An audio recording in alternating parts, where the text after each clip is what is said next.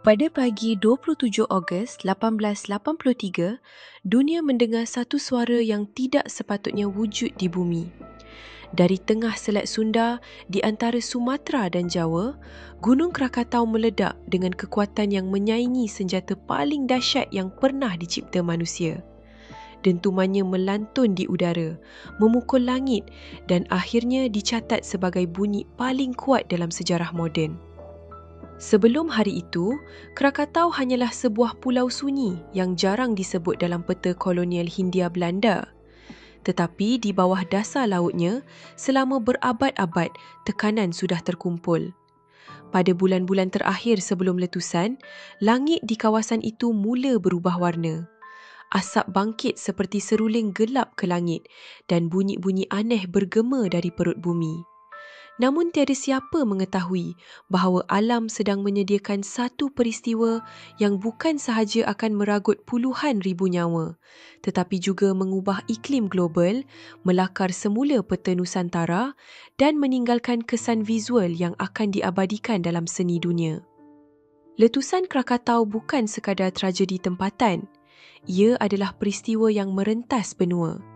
Suaranya didengar sejauh Australia dan Mauritius.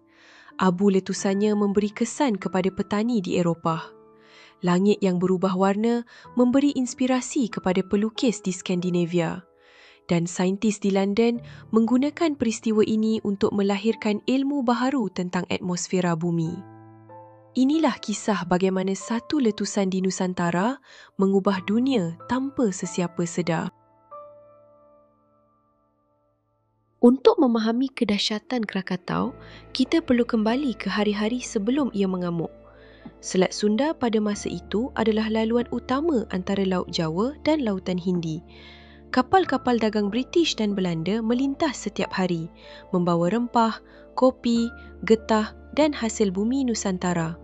Di tengah laluan itu, berdirilah Krakatau, 3 puncak berapi yang seolah-olah tidur. Penduduk tempatan sebenarnya sudah lama mengesyaki sesuatu.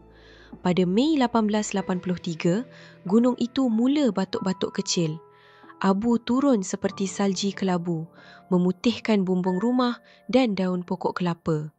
Setiap kali gunung itu bergetar, ayam berkokok pada waktu yang ganjil, ikan hilang dari kawasan pesisir dan laut menjadi seolah-olah mendidih tanpa angin. Pegawai kolonial Belanda, Rogier Verbeek, merekodkan fenomena ini secara terperinci. Tetapi ilmu ketika itu sangat terhad.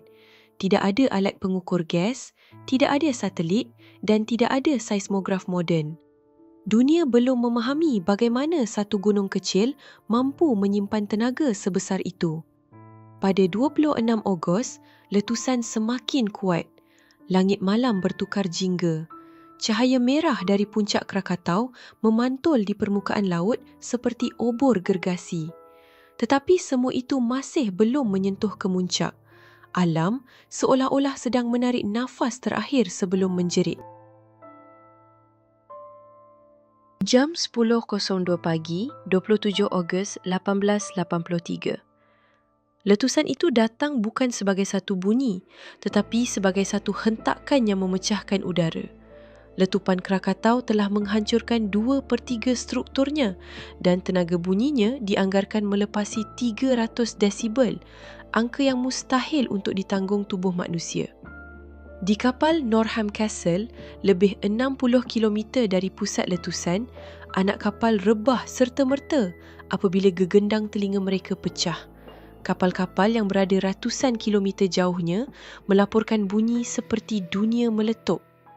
Yang lebih luar biasa, dentumannya didengar sejauh 4,800 km.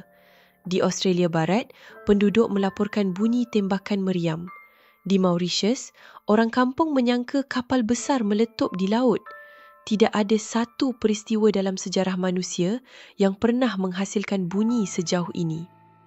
Gelombang tekanan daripada letusan itu mengelilingi bumi lebih daripada 3 kali direkodkan oleh barograf di London, Paris, Washington dan Saint Petersburg. Kertas rekod tekanan udara ketika itu bergelombang seperti degupan jantung bumi yang berlari maraton. Inilah kali pertama dunia menyedari bahawa satu letusan di Nusantara mampu meninggalkan kesan di segenap penjuru dunia. Tetapi dentuman itu hanyalah permulaan tragedi. Letusan yang meruntuhkan struktur Krakatau menghasilkan tsunami raksasa yang menelan pesisir pantai Sunda.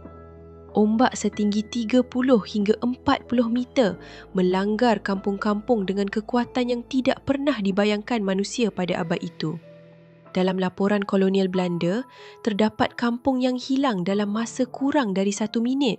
Rumah-rumah dihentam dinding air dan diseret ke laut bersama manusia, ternakan dan pokok-pokok besar.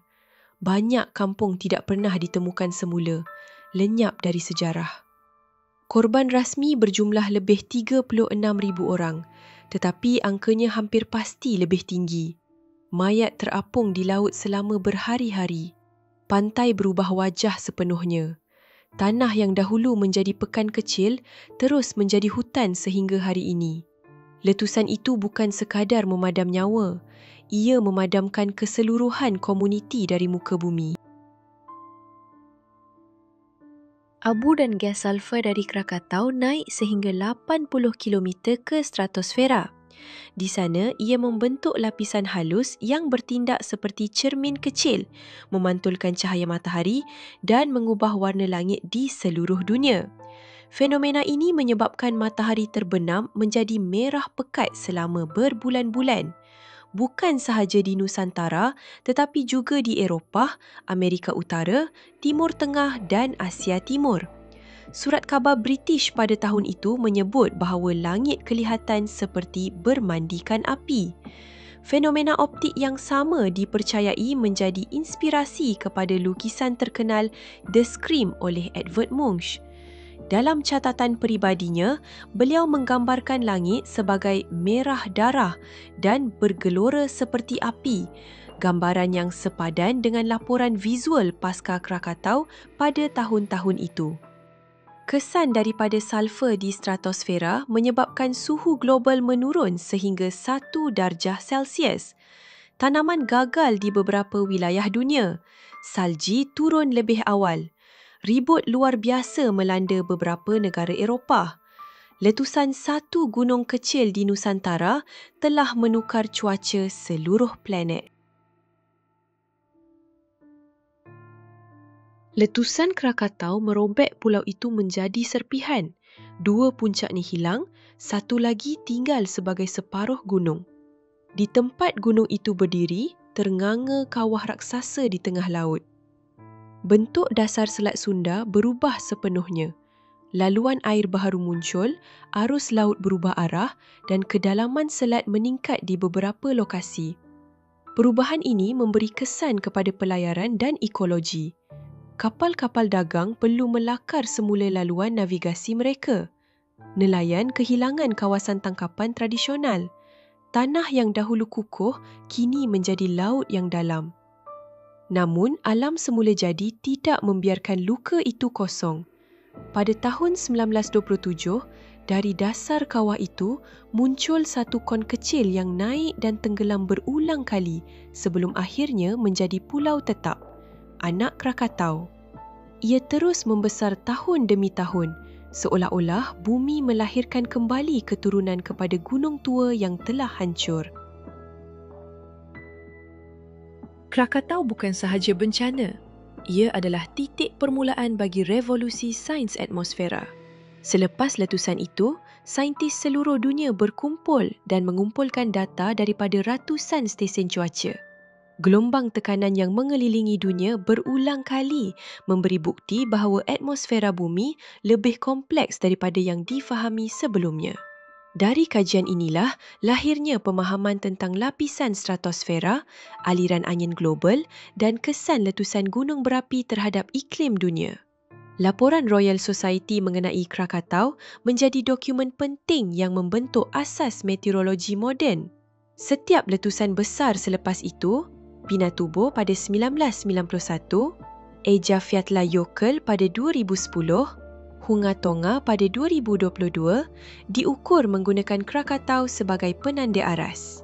Dari sebuah pulau di Nusantara, dunia belajar tentang bagaimana bumi bernafas, bergerak dan berubah. Hari ini, jika kita melihat ke arah Andak Krakatau, kita melihat bukan sekadar gunung berapi aktif.